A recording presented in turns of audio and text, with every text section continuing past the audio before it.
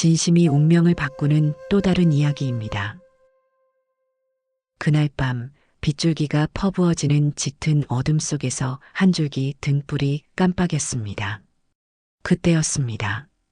빗줄기 속에서도 은은한 매화꽃 향기가 코끝을 스쳤습니다. 누군가의 길을 밝혀주는 듯한 그 불빛과 매화꽃 향기는 마치 하늘이 내민 마지막 손길 같았어요. 그 불빛을 따라 걸음을 옮기던 한 사내가 있었습니다. 초라한 도포 차림, 이마에 맺힌 빗방울, 그리고 오래된 보자기를 꼭 끌어안은 손. 그는 바로 선비 효원이었습니다. 효원은 3번의 과거 시험에 낙방한 뒤 세상에 대한 믿음마저 잃어버린 사람이 되었어요. 젊은 나이였지만 그 눈빛에는 이미 세월의 피로가 깃들어 있었습니다. 그는 늘 효를 다하겠다는 마음 하나로 살아왔지만 그 마음이 세상을 바꾸기엔 효원에게는 세상은 너무 냉정했습니다.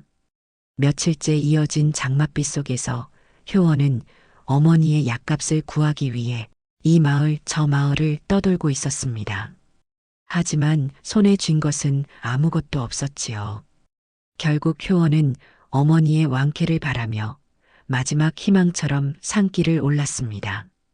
그날따라 비는 더욱 거세게 쏟아졌고 산길은 진흙탕으로 변해 발걸음이 무겁게 가라앉았습니다. 어머니, 조금만 더 버티세요. 약을 꼭 구해오겠습니다. 효원은 그렇게 중얼거리며 빗속을 걸었습니다. 도포자락은 흙비에 젖어 효원의 무거운 삶처럼 축 늘어졌습니다. 등 뒤에서 천둥이 또 한 번 크게 울렸습니다. 갑작스런 천둥 소리에 놀란 효원은 발을 헛디디고 넘어지고 말았습니다. 아! 효원은 일어서 다시 걸으려 했으나 빗줄기는 더욱 거세져서 한 치 앞도 제대로 나아가기가 힘들었습니다. 겨우 캔 것이라곤 약초 몇 뿌리뿐이었는데 이제는 제대로 길을 찾을 수 없는 상태가 되어버린 것이었죠.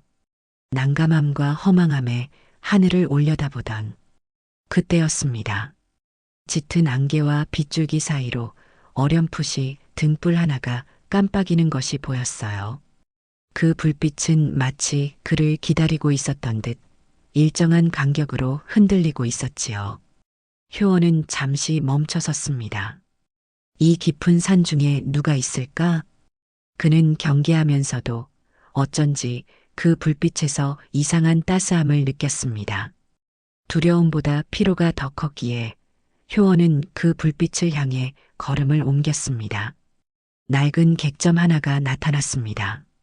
문풍지가 찢겨 있었고 오래된 나무 기둥에는 이끼가 끼어 있었지만 창문 사이로 새어나오는 불빛은 유난히 부드럽고 따뜻했어요.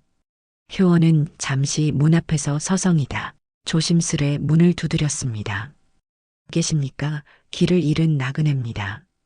문이 삐걱 소리를 내며 열렸고 낡은 기둥과 삐걱대는 문틈에서 따스한 온기가 흘러나왔습니다.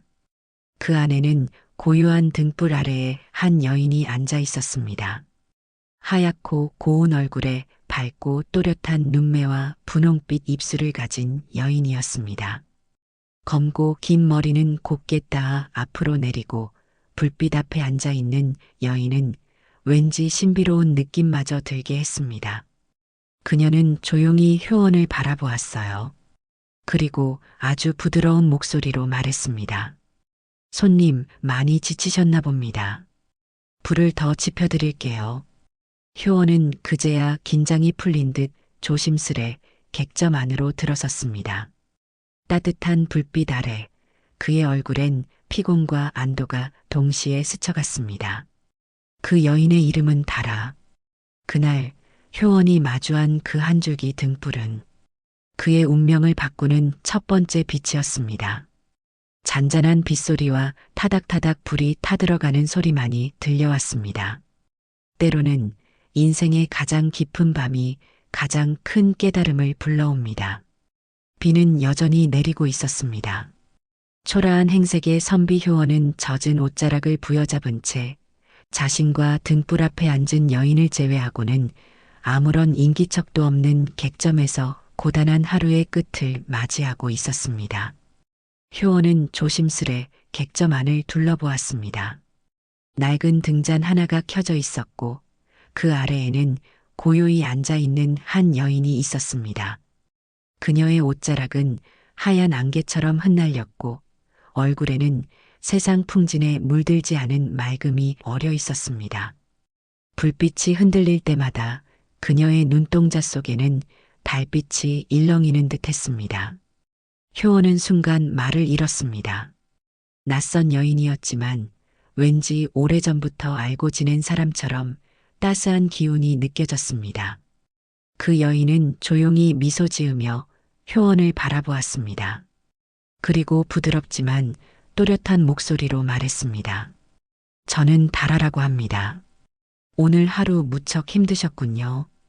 그대는 하늘의 뜻을 따라 살고자 애썼습니다. 하지만 하늘의 뜻은 아직 그대에게 문을 열지 않았지요. 효원은 놀라 눈을 크게 떴습니다. 그녀가 자신을 어떻게 아는지 알 수 없었습니다. 하지만 그 목소리에는 사람의 기운이라기보다 무언가 더 깊고 잔잔한 힘이 담겨 있었습니다. 저는 그저 어머니의 병을 고치기 위해 길을 나섰을 뿐입니다. 하늘의 뜻이라니 저는 그저 초라한 선비일 뿐입니다. 효원의 목소리엔 체념이 묻어 있었습니다. 세상은 그에게 언제나 냉정했고 노력은 번번이 물거품이 되었지요. 그 여인은 잠시 효원을 바라보다가 촛불 옆에 놓인 찻잔을 천천히 들어 올렸습니다. 이 세상은 노력만으로 되는 것이 아닙니다. 운명은 때로 마음의 그릇을 시험하곤 하지요. 그녀는 찻잔을 내려놓으며 마치 오래된 비밀을 들려주듯 조용히 말을 이었습니다. 효원님, 저 다라가 그대에게 3가지 지혜를 전하겠습니다. 이 3가지를 마음에 새긴다면 하늘이 문을 열 것입니다. 그녀는 천천히 손가락 3개를 세우며 말했다. 첫째, 욕심을 버리면 하늘이 문을 연다. 그대가 바라던 길은 이미 그대 앞에 있습니다. 다만 마음의 욕심이 눈을 가리고 있을 뿐이지요. 효원은 고개를 숙였습니다. 가난이 불만이 되었고 효심이 때로는 무력감으로 바뀌었던 날들이 떠올랐습니다. 그녀의 첫마디가 마음을 파고들었습니다. 둘째, 남의 복을 탐하지 말라. 그 복은 독이 된다. 세상 사람들은 제 복을 모르고 남의 것을 부러워하지요. 하지만 그대의 길은 이미 하늘이 정해 놓았습니다. 남의 복을 부러워하는 순간 그대의 복은 문을 닫게 됩니다. 효원은 숨을 삼켰습니다.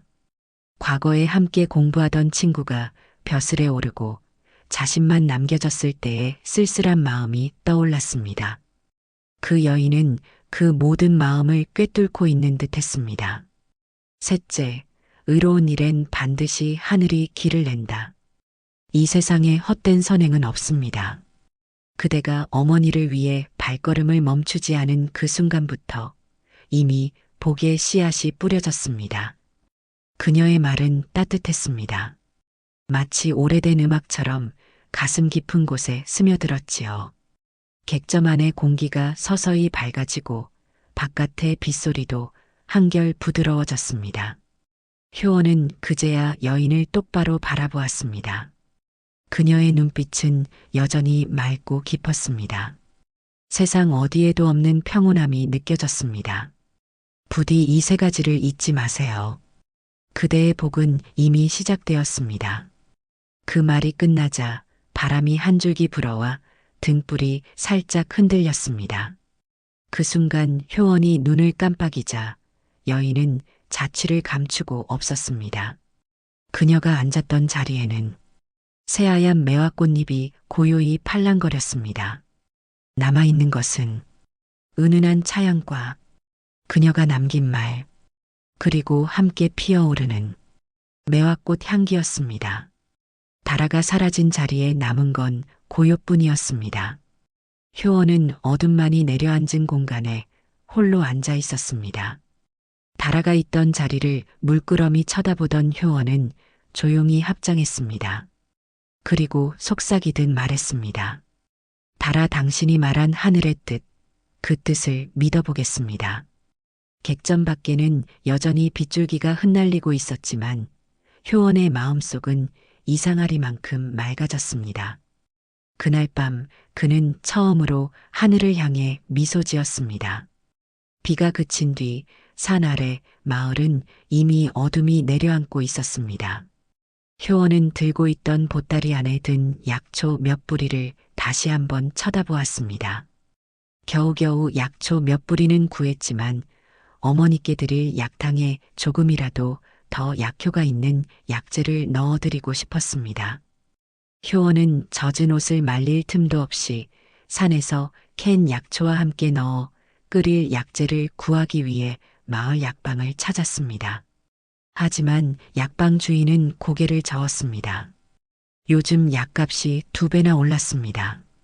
들리는 소문으로는 이곳 저곳에서 전염병이 돌고 있다고 하더군요. 그래서 약값이 계속 오르고 있습니다. 지금 그 돈으로는 제대로 된 약을 구하기가 힘들 겁니다.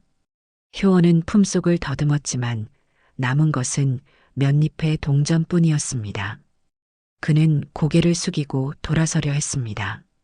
그때 약방 주인이 낮게 중얼거렸습니다. 김 부자 집 창고에 약재가 쌓여 있다던데 어제만 해도 인삼이며 녹용이며 산더미처럼 들여가더군요. 효원의 발걸음이 멈췄습니다. 김 부자는 마을에서 가장 부유하지만 탐욕과 인색으로 악명이 높은 자였습니다. 그는 가난한 이들에게 한 줌의 쌀도 나눠주지 않았고 심지어 흉년에도 세금을 깎아주기는커녕 논밭을 빼앗아 갔습니다. 효원은 문득 달아의 말을 떠올렸습니다. 욕심을 버리면 하늘이 문을 연다. 남의 복을 탐하지 말라. 그 복은 독이 된다. 하지만 눈앞에 아파 누워 계신 어머니의 모습이 아른거렸습니다. 그냥 조금만 그 많은 약재 중 일부만 가져온다면 어머니를 살릴 수 있을 텐데 그 마음이 순간 흔들렸습니다. 양심과 절박함이 싸우는 밤이었습니다. 그날 밤 효원은 달빛이 은은히 비치는 김 부자집 담장 앞에 섰습니다. 바람이 불 때마다 대나무 숲이 울어댔고 창고의 등잔불이 깜빡였습니다. 하늘이 왜 나를 이런 시험에 들게 하셨을까? 효원은 김 부자집 담장에 손을 올렸다가 멈추었습니다. 그 순간 어둠 속에서 달아의 목소리가 귓가에 들려오는 듯 했습니다. 효원님, 의로운 길을 택하세요. 남의 복을 탐하면 그 복이 그대를 삼킬 것입니다. 효원은 한참을 그대로 서 있었습니다. 그리고 마침내 손을 내렸습니다. 효원은 결국 담을 넘지 않았습니다. 그 손끝은 하늘의 뜻을 붙잡은 듯 멈춰섰습니다. 하늘이시여, 제 욕심을 용서하시고 어머니의 생명만은 거두지 말아 주십시오. 그때 어디선가 누군가의 목소리가 들려왔습니다. 선비님, 그 빗속에서 무슨 사연이 그리 깊으시오? 고개를 들자 밭둑 아래에서 나무를 캐던 노파가 서 있었습니다. 노파는 효원의 옷이 흙과 빗물에 젖은 것을 보고는 안쓰럽게 웃으며 말했습니다. 보아하니 선비님도 김부자 집에 약재를 구하러 오신 모양인데 아마 내주지 않을 겁니다. 노파의 말에 효원이 덧없이 하늘을 올려다보았습니다. 노파는 잠자코 효원을 바라보다가 손에 들린 꾸러미 하나를 내밀며 효원에게 말했습니다. 선비님, 약재가 급한 거라면 이거라도 가져다가 쓰시겠소? 우리 아들이 김부자댁 머슴인데 며칠 전 품삯 대신 약초 꾸러미를 받아왔지요. 우리야 아직 건강하니 당장 쓸 일도 없는데 선비님은 사정이 급해 보이니 이 약초라도 가져다 쓰시구려. 저도 옛날에 어머니 약 한 첩 못 구해 가슴 치던 적이 있어 그 마음을 잘 알지요. 효원은 깊이 머리를 숙이며 그 약초를 받았습니다. 정말 감사합니다. 제가 이 은혜는 꼭 갚겠습니다. 비록 낡은 꾸러미였지만 효원의 눈에는 하늘이 내린 복처럼 보였습니다. 그 약초 덕에 어머니의 병세는 한결 나아졌습니다. 그러나 며칠 뒤 고을엔 음산한 기운이 감돌았습니다. 골목마다 늘어선 초가의 문은 굳게 닫혀 있었고 곳곳에서 기침 소리가 들려왔습니다. 전염병이 돌고 있었던 것입니다. 약재의 가격은 하루가 다르게 치솟았고 싼값에 살 수 있던 약초 한 뿌리도 이제는 비싼 값을 치러야만 했습니다. 약값이 치솟자 김 부자는 약재상에 남아있던 약재마저 모두 자기 집으로 거두어 들였습니다. 사람들은 병든 가족을 품에 안고 그저 하늘만 바라보며 눈물 짓고 있었습니다. 아이들과 노인들이 열에 시달리며 쓰러졌습니다. 사람들은 김 부자에게 약을 구하려 했지만 김 부자는 냉정히 문을 닫았습니다. 내 약은 내 돈으로 산 것이오. 남의 병은 하늘의 일이지 내 일이 아니오. 그 말을 들은 효원의 눈빛이 떨렸습니다. 효원은 문득 며칠 전 자신에게 약초를 내어주던 노파의 얼굴을 떠올렸습니다. 그 따뜻한 눈빛이 다시금 그의 마음을 일으켜 세웠습니다. 그는 결심했습니다. 하늘이 내게 이런 일을 보게 하신 것도 분명 이유가 있을 게다. 효원은 김 부자 집 앞에 섰습니다. 대문 앞에는 병든 머슴이 기침을 하며 쓰러져 있었고 안에서는 약탕 끓이는 냄새가 새어나왔습니다. 도대체 이게 무슨 짓이란 말인가 효원은 중얼거렸습니다. 남의 병으로 불을 쌌다니 이건 하늘도 용서치 않으실 일이다. 그때 마침 하인 하나가 약초를 옮기다 창고 문을 반쯤 열어두고 갔습니다. 효원은 문틈으로 비친 풍경을 보고 깜짝 놀랐습니다. 창고 안에는 말린 약재 꾸러미와 쌀자루가 산처럼 쌓여 있었던 것입니다. 백성들이 구하지 못해 애타하던 약들이 그곳에서 썩어가고 있었습니다. 효원은 잠시 그 자리에 멈춰 섰습니다. 손만 뻗으면 약초 한 꾸러미라도 가져올 수 있었습니다.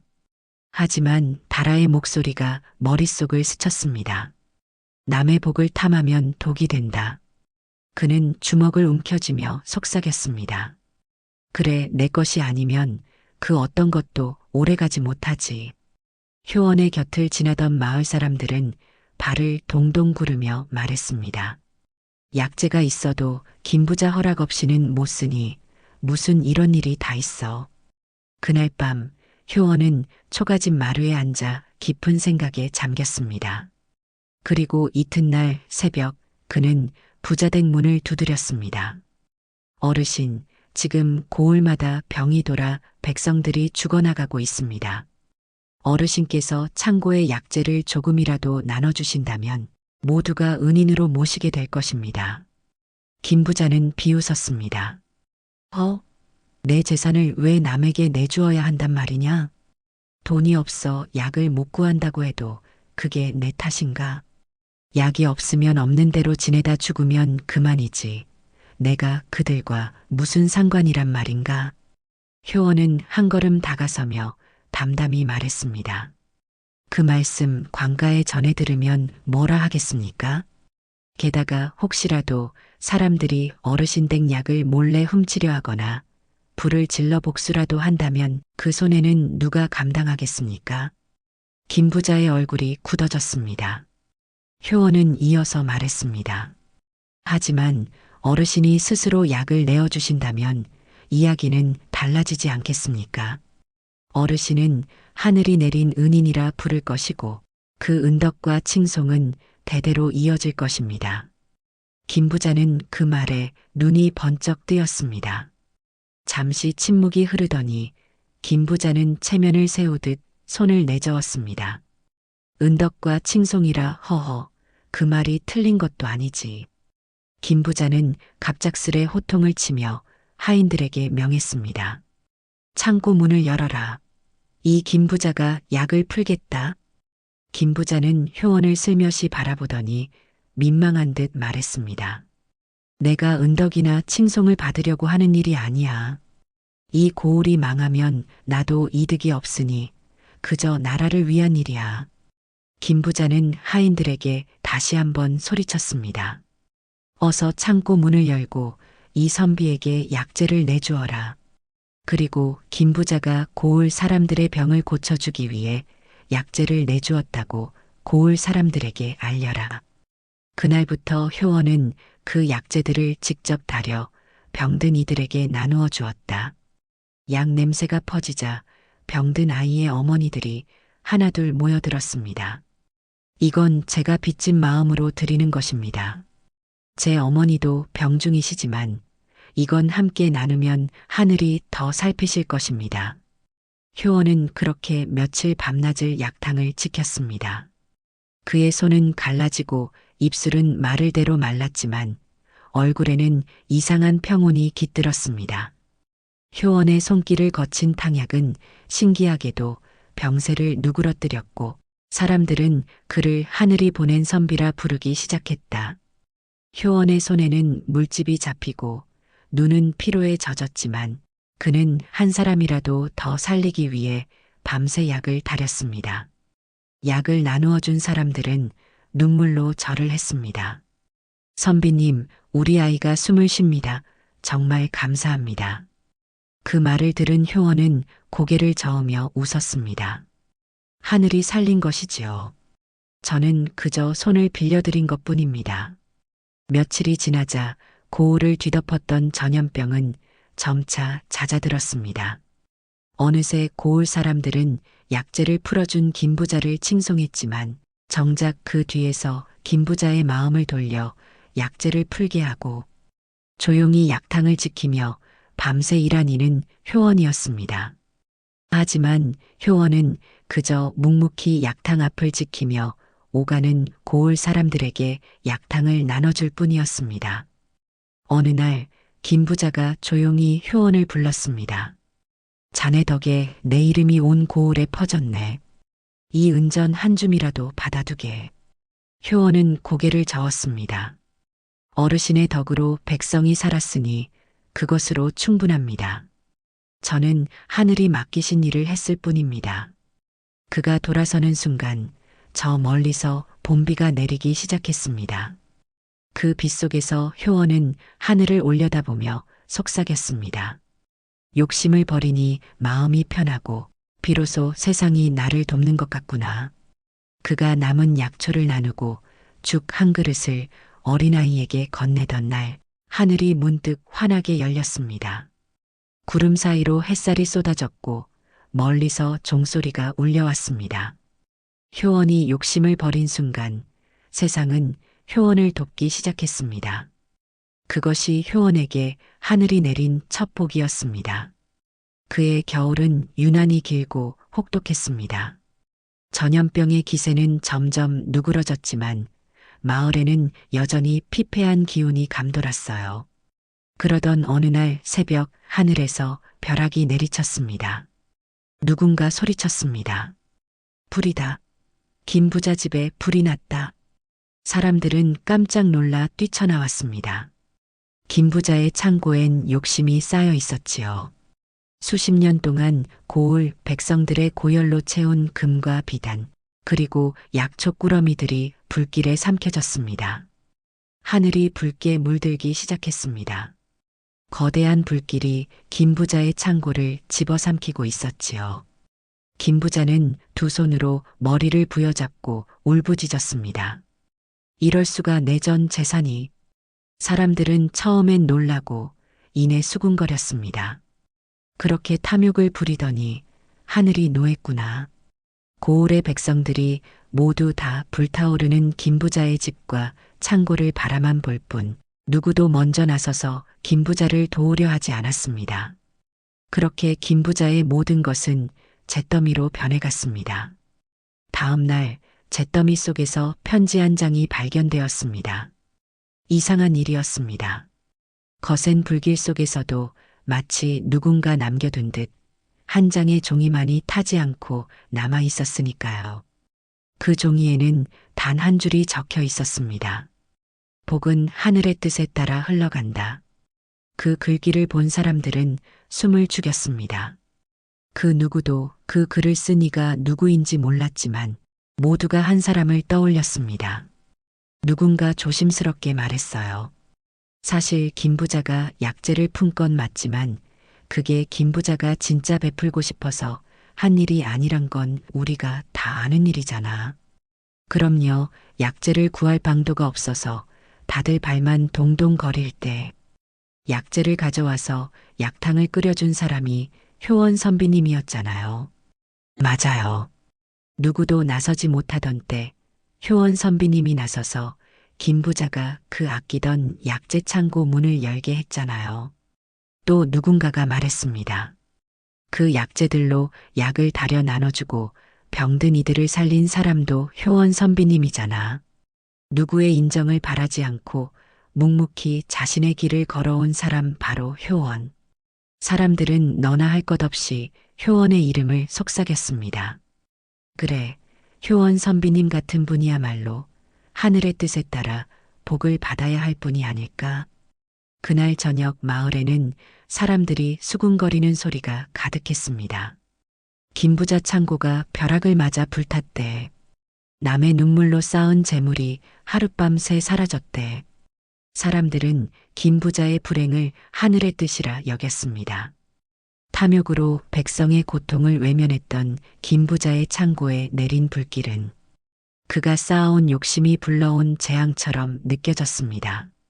고울에 떠돌던 김부자 집에 대한 이야기가 사그라들고 효원의 약탕 앞엔 늘 따뜻한 연기와 그 연기처럼 모여드는 사람들의 감사가 피어올랐습니다. 효원의 약탕을 한 번이라도 가져갔던 이들은 공손히 머리를 숙였습니다. 어린아이는 손에 꽃을 쥐어 효원에게 건넸고 아이의 병이 나은 부모들은 선비님 덕분에 우리 아이가 살아났습니다. 하고 효원의 두 손을 꼭 붙잡았습니다. 노인들은 이 고울이 선비님 덕분에 다시 숨을 쉬게 되었다오 하며 눈시울을 붉혔습니다. 어린아이부터 노인까지 모두가 전하는 감사의 말에 효원은 그저 고개를 숙이며 말했습니다. 제가 한 일은 작은 일입니다. 하늘이 하신 일을 잠시 거들었을 뿐입니다. 그의 눈에는 세속의 욕심이 아닌 사람에 대한 따뜻한 연민이 담겨 있었습니다.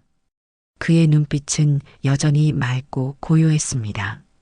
마치 다라가 남기고 간 지혜가 그의 마음속에서 늘 빛나고 있는 듯 했습니다. 복은 멀리 있지 않다. 욕심을 버린 그 자리, 그 고요한 마음 위에 이미 머물러 있다. 김부자 집이 불의 타제로 남은 후 마을은 묘한 평온함에 잠겼습니다. 사람들은 스스로 약초를 캐고 남는 곡식을 이웃과 나누었습니다. 그 중심에는 언제나 효원이 있었지요. 효원은 여전히 검소한 옷차림으로 마을 어귀의 약탕 앞을 지켰습니다. 그는 불길 속에서 다 타버린 김부자의 욕심을 보며 다라가 했던 말을 다시 떠올렸습니다. 욕심을 버리면 하늘이 문을 연다. 효원은 그 말을 깊이 되새겼습니다. 그가 욕심을 버린 자리엔 어느새 사람들의 신뢰와 존경이 쌓여 있었습니다. 며칠 뒤 관청에서 관리 한 명이 마을을 방문했습니다. 그는 효원의 이름을 불렀습니다. 효원 선비님, 궁궐에서 선비님을 부르셨습니다. 병든 백성을 구했다는 소문이 상감마마의 귀에까지 들어갔다 합니다. 효원은 깜짝 놀라 물었습니다. 그게 무슨 말이십니까? 제 얘기라니요? 관청의 관리는 효원의 물음에 효원을 칭찬하며 다시 한번 말했습니다. 병든 백성을 구휼한 선비라 하여 상소가 올라갔습니다. 조정에서 특별히 효행과 인의를 칭송하셨습니다. 효원은 새삼 놀랐습니다. 자신이 한 일이 궁궐에까지 전해질 줄은 몰랐지요. 하지만 그는 허리를 곧게 펴고 조용히 말했습니다. 하늘이 하신 일입니다. 다만 제가 그 뜻을 조금 도운 것뿐이지요. 효원은 천천히 고개를 들어 하늘을 바라봤습니다. 그는 아무런 보상을 바란 적이 없었습니다. 그저 다라의 가르침을 따라 마음을 다했을 뿐이었습니다. 그날 밤 효원은 다시 산길에 올랐습니다. 비가 내리던 그 객점으로 향했습니다. 하지만 객점은 사라지고 그 자리에 고요히 핀 새하얀 매화 한 그루만 서 있었습니다. 하얀 매화 나무 아래에는 붉은 비단 조각이 놓여 있었습니다. 붉은 비단 위에는 다라의 글씨가 또렷이 새겨져 있었습니다. 의로운 이에게 하늘은 반드시 길을 내리리라. 효원은 조용히 눈을 감았습니다. 그리고 그 문장을 품에 넣으며 낮게 응조렸습니다. 이제야 알겠습니다. 복이란 하늘이 내리는 것이 아니라 내 마음이 짓는 것이었군요. 달빛이 흩날리는 그 길 위에서 효원은 비로소 미소를 지었습니다. 그 미소에는 더 이상 절망이 아닌 하늘이 내린 평안이 담겨 있었습니다. 며칠 뒤 효원은 초라한 옷차림 그대로 한양으로 올라갔습니다. 궁궐의 넓은 마당은 눈부시게 밝았고 임금님은 단정히 꿇어앉은 효원을 온화한 얼굴로 바라보았습니다. 그대가 병든 백성을 구하고 욕심을 버려 고을을 살렸다는 효원인가? 미소를 지은 임금님이 다시 말했습니다. 그대의 소문이 자자하도다. 백성을 구하고도 자신을 내세우지 않았다 하더군. 효원은 고개를 숙였습니다. 저는 그저 사람으로서 마땅히 해야 할 일을 하였을 뿐이옵니다. 백성이 곧 하늘이라 하였으니 그들을 돕는 것이 곧 전하를 섬기는 일이라 여겼습니다. 또한 백성을 구한 것은 제 힘이 아니라 하늘이 내려주신 작은 기회 덕이었습니다. 제가 한 일은 그저 하늘이 하신 일을 잠시 거둔 것뿐입니다. 임금님은 잠시 그를 바라보다가 천천히 미소 지었습니다. 그대의 말이 옳도다. 벼슬이란 하늘이 맡긴 짐을 나누는 자리이니 욕심을 버린 자만이 그 짐을 질 자격이 있지. 임금님은 옆에 있던 내관을 불렀습니다. 효원에게 벼슬을 내리라. 그대의 지혜와 마음이 백성을 살렸으니 앞으로도 그 뜻을 이어가게 하라. 효원은 머리를 깊이 숙이며 대답했습니다. 신이 감히 큰 자리를 바라지 않겠습니다.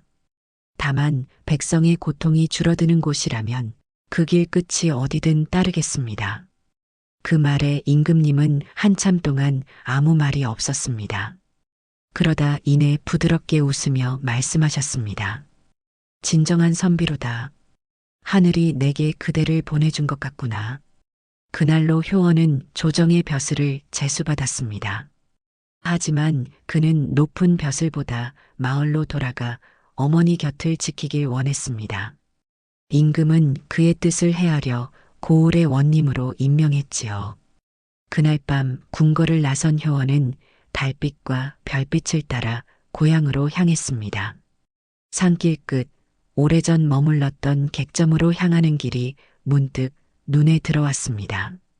여전히 객점이 있던 자리는 사라지고 없었지만 어디선가 은은한 매화꽃 향기가 피어오르는 듯 했습니다. 효원은 천천히 매화꽃 향기를 따라 걸어갔습니다. 그곳엔 아무도 없었지만 새하얀 매화 한 송이가 피어 있었습니다. 달빛에 젖은 매화는 마치 다라의 미소처럼 고요히 빛나고 있었습니다. 효원은 조용히 손을 모았습니다. 다라 그대의 뜻 잊지 않겠습니다. 그러자 바람 한 줄기가 지나가며 매화 꽃잎이 그의 어깨 위에 내려앉았습니다. 마치 그 순간 하늘과 다라가 함께 그의 길을 축복하는 듯 했습니다. 효원은 하늘을 올려다보았습니다. 복이란 하늘이 내리는 것이 아니라 내 마음이 짓는 것이다. 하늘 아래 모든 빛이 그 말에 머물렀습니다. 효원이 다시 고향집 고을로 들어섰을 때 고을 사람들은 길가에 줄을 서서 맞이했습니다. 누구는 고개를 숙여 절했고 누구는 눈시울을 붉히며 인사를 올렸습니다. 효원 선비님, 덕분에 우리 모두 살았습니다. 선비님 같은 분이 하늘이 내린 복이지요. 효원은 그 말을 듣고 잠시 하늘을 바라보았습니다. 저 멀리 산 너머로 해가 기울며 붉은 노을이 고을을 부드럽게 덮고 있었습니다.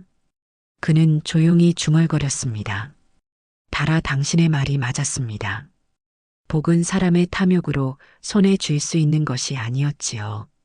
하늘이 정한 흐름 속에 이미 흘러가고 있었던 것입니다. 그날 밤 효원은 어머니의 방 앞에 앉아 조용히 약탕을 다렸습니다. 솥뚜껑 사이로 피어오르는 흰 김은 마치 그의 지난 세월을 감싸 안듯 고요히 흘러올랐습니다. 마을의 아이들은 웃으며 뛰어다녔고 노인들은 평온한 얼굴로 효원을 향해 인사를 건넸습니다. 그제야 효원은 깨달았습니다. 하늘이 내린 복은 금전도 벼슬도 아닌 사람들의 신뢰와 사랑이었음을 그는 그 따뜻한 바람 속에서 미소 지었습니다. 욕심을 버리면 하늘이 문을 연다. 이제야 그 말의 뜻을 진정으로 알겠구나. 세월이 흘러 고을의 원님이 된 효원은 늘 백성의 곁에 있었습니다. 아픈 이에게는 약을 내리고 굶주린 자에게는 곡식을 나누었지요. 사람들은 그를 어진 원님이라 불렀습니다. 하지만 효원은 결코 자만하지 않았습니다. 그의 마음속엔 언제나 비바람 속 등불처럼 그를 인도했던 다라의 미소가 남아 있었습니다. 어머니는 어느새 백발이 성성했지만 효원의 곁에서 따뜻한 미소를 잃지 않았습니다. 어느 날 어머니가 말씀하셨지요. 효원아, 내가 처음 산속 객점에서 돌아와 집으로 들어서던 그날의 눈빛을 아직도 기억한다. 그날의 내 선택이 내 인생을 바꾼 게다. 하늘의 복은 내가 받는 것이 아니라 나누는 것이라는 말을 믿고 따랐을 뿐입니다. 어머니는 그 모습을 보며 고요히 미소 지었습니다. 그래, 사람은 욕심을 버려야 복이 온단다.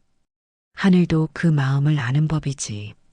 이제야 마음이 놓인다. 효원아, 너의 길이 참 올곧구나. 그렇게 세월이 흘러 효원의 어머니는 평안히 눈을 감으셨습니다. 밤이 깊은 어느 날 효원은 홀로 마루에 앉아 하늘을 올려다보았습니다. 그의 시선 끝에는 어머니의 별이 그리고 어딘가에 있을 달아의 빛이 함께 반짝이고 있었습니다. 달아, 당신의 말이 옳았습니다. 욕심을 버리니 세상이 제 마음속에 있었습니다. 언젠가의 그 밤처럼 효원은 하늘을 올려다보았습니다. 복이란 하늘이 내리는 것이 아니라 내 마음이 짓는 것이다. 달아의 마음을 느끼며 그가 눈을 감자 고요한 바람이 지나갔습니다. 그 바람은 마치 누군가의 손길처럼 따스하고 부드럽게 그의 얼굴을 스쳤습니다. 어디선가 매화꽃 향기가 조용히 날아든 듯 했습니다. 세월이 흘러도 사람들은 여전히 말했습니다. 그 원님은 복을 구하지 않고 복이 되어 사신 분이었다네. 어느 봄날 저녁 하늘에 둥근 달이 떠올랐다. 사람들은 말했습니다. 오늘따라 달빛이 참 고운 걸 보니 달아 아씨가 효원 선비님을 비추는 게지. 그의 방에는 달아가 남기고 간 작은 등불이 아직도 은은히 타오르고 있었지요. 오랜 시간이 흘러도 그의 무덤 앞엔 늘 꽃이 놓였고 누군가는 조용히 움조렸습니다. 복은 먼 곳에 있지 않다. 욕심을 버린 그 자리에 이미 와 있다. 그리고 마을 사람들은 서로에게 말했습니다. 선한 마음은 반드시 복이 되어 돌아온다. 그것이 하늘의 뜻이요. 효원 선비님이 우리에게 이어주신 뜻이지. 효원 선비님이야말로 매화의 꽃말처럼 고결한 마음과 기품과 결백과 인내를 지니신 분이셨지. 오늘의 지혜, 진정한 복의 의미. 하늘이 효원 선비에게 전한 지혜는 단순했습니다. 복은 사람의 탐욕으로 손에 쥘 수 있는 것이 아니라 오직 자신의 마음이 짓는 것이다. 욕심을 내려놓고 의로운 길을 선택했을 때 세상은 비로소 그를 돕기 시작했습니다. 하늘이 내린 복은 금은보화나 높은 벼슬이 아닌 백성들의 신뢰와 사랑이었음을 효원은 깨달았습니다. 선한 마음은 반드시 복이 되어 돌아옵니다. 오늘도 묵묵히 자신의 자리를 지키고 사랑하고 아끼는 사람들을 위해 헌신하고 살아오신 모든 아버지와 어머니께 이 글을 드립니다. 오늘도 당신의 진심이 하늘에 닿아 삶의 가장 깊은 곳에 평안과 사랑의 복이 머물기를 기원합니다. 진심이 운명을 바꾼 또 다른 이야기입니다. 우리 모두의 삶에 이 이야기처럼 따뜻한 이야기만 가득하시기를 진심으로 응원하겠습니다. 오늘 이야기가 마음에 드셨다면 구독과 좋아요, 그리고 따뜻한 댓글로 힘을 주세요. 구독 알림을 설정해 두시면 삶의 지혜와 힐링이 가득한 다음 이야기도 놓치지 않고 함께 하실 수 있습니다. 편안한 시간 되세요. 감사합니다.